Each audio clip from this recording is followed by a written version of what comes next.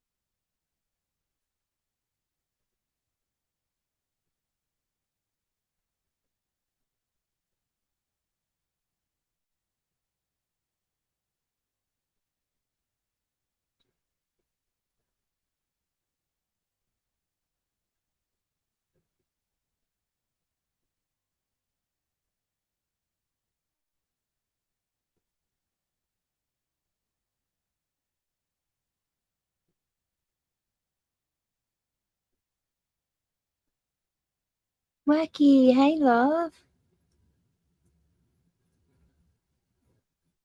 See here, sorry, I'm not prepared. I was been busy working.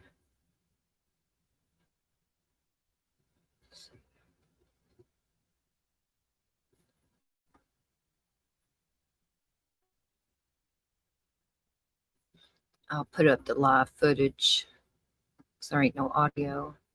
This is live footage, the current situation at Burning Man. This is today, right now. Just trying to find what I was looking for.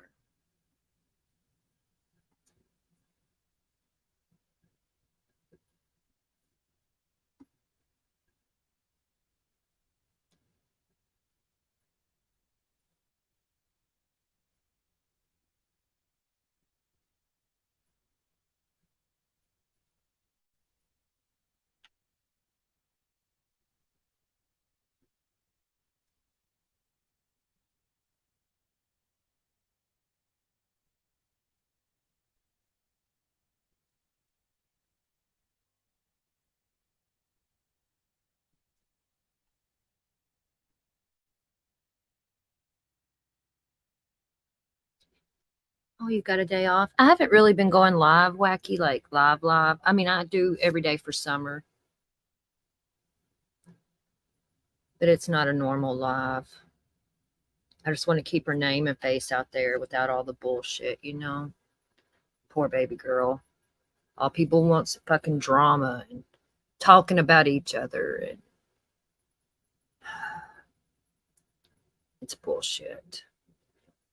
Then you get these creators claiming they're for summer, but then they talk about nasty shit while her name's in the damn titles, and it's just a fucking mess. I've been busy.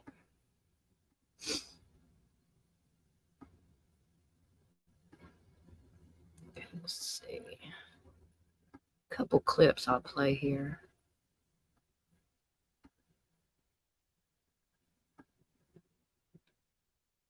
I can't find the one I was looking for.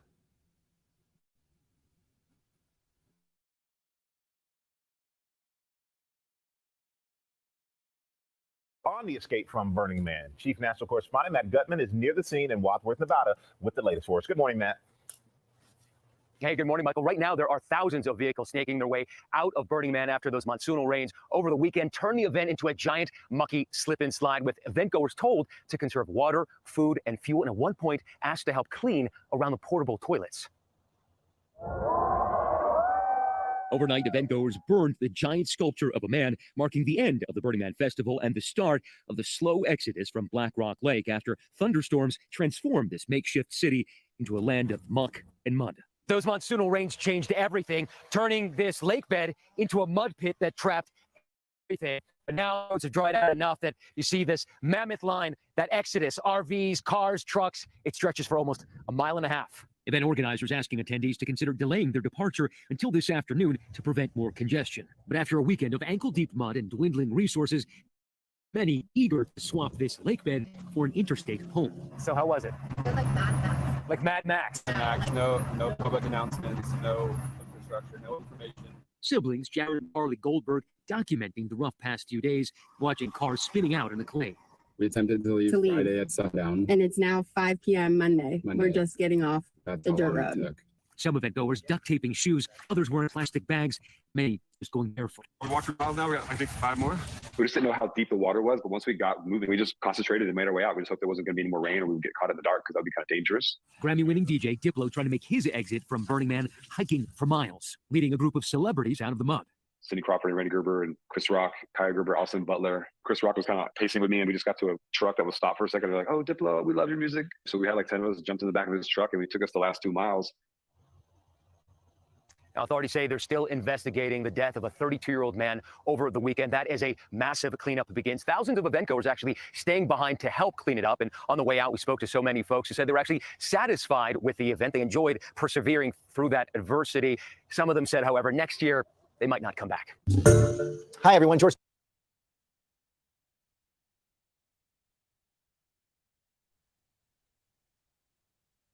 That was a crazy mess, I swear. Hey, Moose, how are you, bro? It's always a pleasure to see you, Moose. Hope you and the family as well. Good and all that.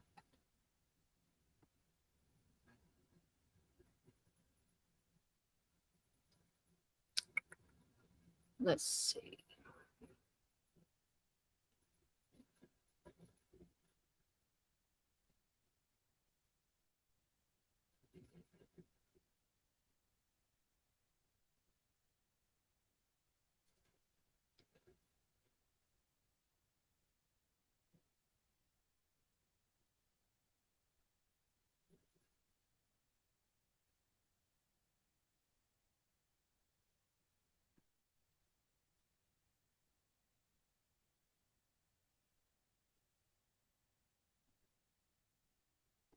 Fallout from the downpours in the desert. What a story here. It all started Friday when a month's worth of rain fell over the area, causing muddy and dangerous conditions. People couldn't get out of the remote Nevada town because of the conditions. Then Saturday, people started to escape, some hiking miles to safety.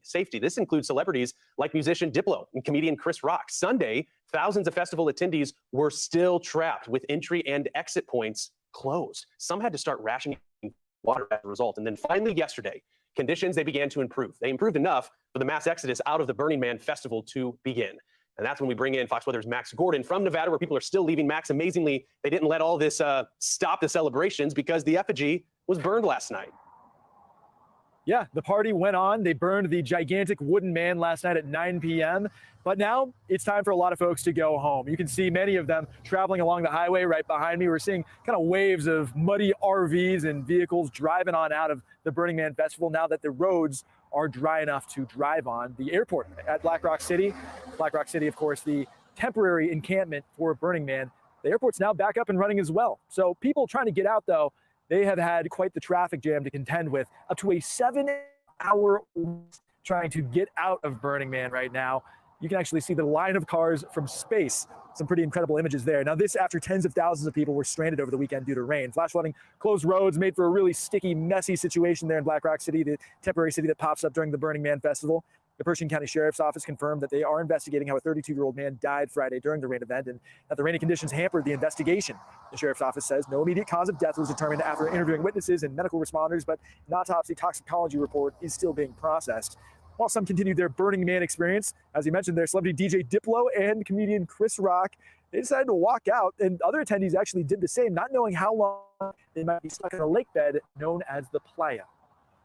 Everybody at first was like just welcoming the idea of staying in their trailer, in their camp, and just hanging out and having, I suppose, you know, a continuation of their Burning Man time. And then after enough time went by, it started to get a little bit like people started questioning, like, okay, well, how long are we actually going to be sheltering in place here?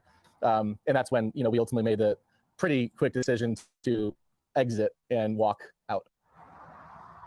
Organizers have encouraged people to leave today rather than yesterday just to mitigate traffic. But a lot of people very eager to leave, I think, and a lot of people really looking forward to a nice hot shower. Back to you. I'm Amy Freeze. Welcome to Fox Weather's YouTube page. We have more great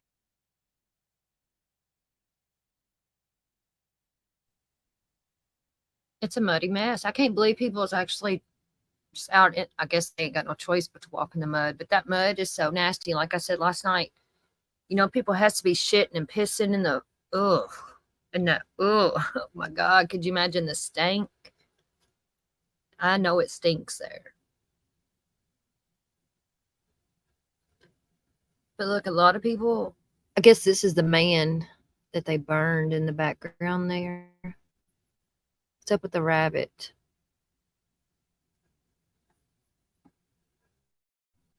This is a live feed of it right now.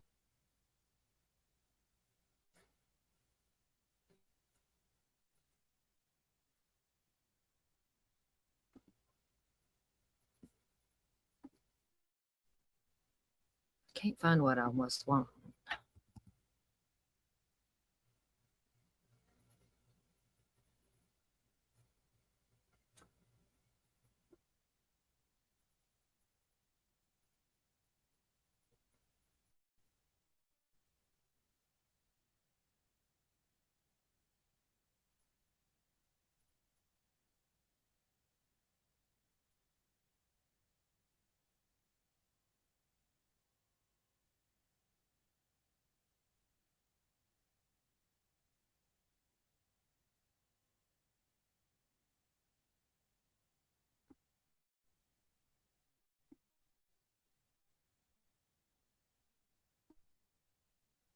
Now, as we've been hearing, festival goers have been allowed to leave the Burning Man site in the Nevada desert following severe storms. An exodus of cars and vans were filmed leaving the area after the driving ban was lifted.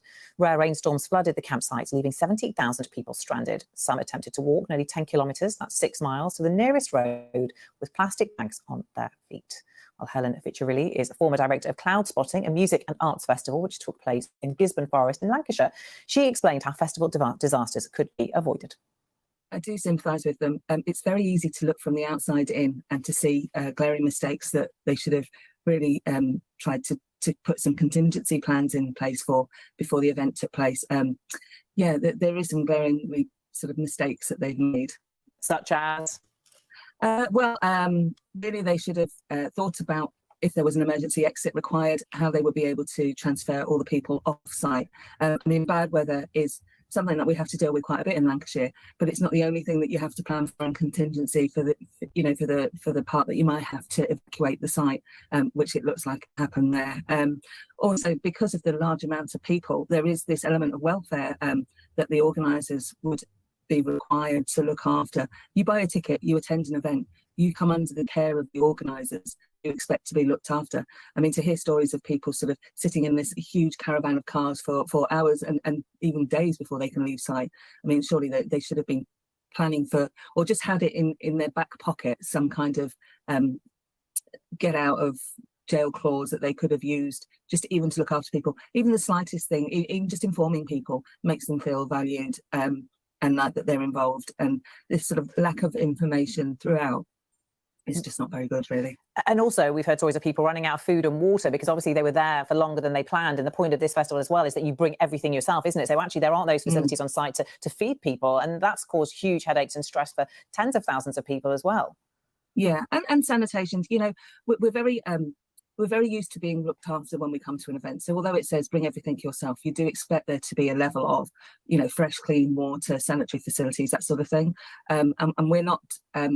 we've kind of lost that animal instinct to be able to look after ourselves in the wild. So you would even, yeah, it just seems that they could have, I don't know, manoeuvred, even though the weather was bad, they could have put all their infrastructure into one place to be able to manoeuvre things, to make things easier for those that are stuck in the cars. Well, this is extreme. As you say, the animal instinct to look after ourselves. Do you think we're a bit mollycoddled and that festivals are supposed to be? Yeah, Wacky, I say that this definitely has to mess with your body. And I could see how it could dehydrate your body too. Cause like you take, you know, people go and get mud baths like for beauty reasons or whatever, because it sucks out all the bad shit out of your body. But if you're in constant mud like that, it would, yeah, I could see it dehydrating you too much. Too much of anything is not good. Yeah, but all these years they've been having this since 1986. They've been having this festival and they never had a thought of flooding or anything like that. You know, it's kind of like what they're saying here. They had no emergency plan. It just, I don't believe no conspiracies with this, but they needed better planning and shit. Be, you know, maybe a little bit less, that people are willing to accept a little bit less organization and things going wrong. Yeah. I think we are very mollycoddled. I think each year we expect more from the festival organisers, and that's not a bad thing. You know, the whole point is that we're improving year on year. The only thing is, you know, Mother Nature does take control herself, and there's not very much we can do to stop that, but we can plan for it. And one of the things about being a festival organiser is, you know, it only happens, your event may only happen once a year, but you do take learnings from other events that happen around you, you know, in your field. So you would like to think that they had been watching other events that had instances like this. And I just automatically think of like even Woodstock 99 and the chaos that happened there. And there's huge learnings that can be carried over to each event. I would have imagined as well that the organisers would have been looking at the long range weather forecast, and they would have known that this was coming, and they're probably trying to deny it quite a bit. Yeah. But yeah, they could have been putting things in place beforehand. Festival organizer Helen Ficciarelli there.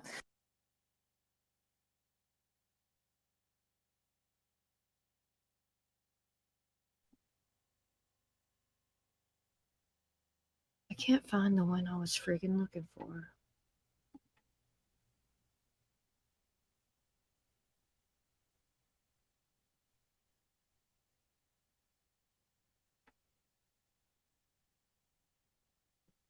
Here's something about the death. I heard about that, but I thought it was like someone in electricity or something. I don't know what this is. Tens of thousands of people trapped at the event in Nevada over the weekend, told to shelter in place. Monsoon rains flooding the roads and blocking the exits. Chief National Correspondent Matt Gutman is in Wadsworth, Nevada with the latest. Good morning, Matt. Hey, good morning, Michael. Not only were they told to shelter in place, they were told to conserve food, water, and fuel. Typically ahead of Burning Man, the concern is for excessive heat or sandstorms. This time it was thunderstorms, and the situation got so muddy and possibly so dire that the White House said it had to brief President Biden about it. This morning, thousands still stranded in this remote stretch of desert at Burning Man. Many hours of rain. Waiting one more day for exodus after a biblical rainstorm crashed the massive annual music and arts event steeped in self-reliance in which tens of thousands in attendance build a temporary city. But this year, freak weather raining havoc. Eventgoers told to shelter in place. Ankle-deep mud, unserviced portable toilets, and a death reported. The Pershing County Sheriff's Office is investigating the death, saying it occurred during this rain event, adding the family has been notified. The festival typically attracts an eclectic crowd, but also tech executives and celebrities. Diplo posting this video of him and comedian Chris Rock, who trudged miles through the mud and finally hitched a ride out of the desert over the weekend. Also trekking the several miles out, Bulletproof founder Dave Asprey. Looks like there may be rain coming. Seen duct taping shoes of friends and taking this video of yet another storm rolling in. It took his group hours to make it out. Parts of Nevada getting pummeled with rain over the past several days, heavy flooding reported in Las Vegas. Every year, so-called burners build a temporary metropolis in the Nevada desert, many living in RVs, but thousands also in tents. This year, camps typically decorated with art, now walled with concrete thick mud. Wires embedded in the sludge, many trudging through the sticky mud barefoot. With trucks spinning out on the clay, on Sunday, organizers urging folks to be patient and telling them to conserve your food, water, and fuel. Another SUV just got stuck. Here's the proof of life update. I am alive. Angie Peacock traveled here from Bend, Oregon. It's horrible. So they shut the water down. I'm walking around helping pull power cables out of the ground. Volunteering in the kitchen. While her spirits remain high, Angie admits to how difficult it's been. There's mud, and getting in my tent is like a nightmare. As you can see, my boots are just like horrific. It's pretty bad. Organizers also urging burners to share with fellow neighbors if they have enough. Many did. People are taking care of each other. We have food, we have provisions, we have shelter. So it's really just kind of a group effort to get through this until the roads dry up. Organizers say that they hope to be able to burn that sculpture of a man, which is where Burning Man gets its name. It's been postponed 2 nights in a row because of the weather. They also say that they hope that this road opens up and they're able to allow people to leave. Now, in a typical year, traffic here can be terrible, 12 hours long, but now they're concerned that it'll be catastrophic. Still, the weather seems to be holding, so folks are hoping they can get out of there as soon as possible. Michael. Matt, all right. Thank you so much for that.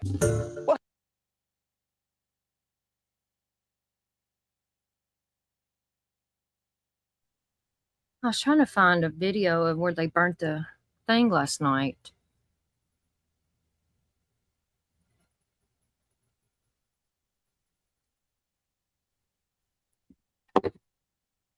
But yeah, there really isn't any updates, anything else. People are leaving. They started leaving yesterday. We showed that.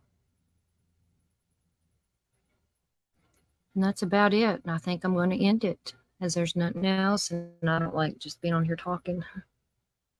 Just wanted to update on this, and people are leaving. It's not a conspiracy. It's not Ebola or any of that bullshit. And have a good day. It's good to see you, Wacky. Wacky, you got my phone number, don't you? My new one. Do you have it? You can message me anytime, love. And I know you're in Discord. But thank you, and have a good evening. Bye.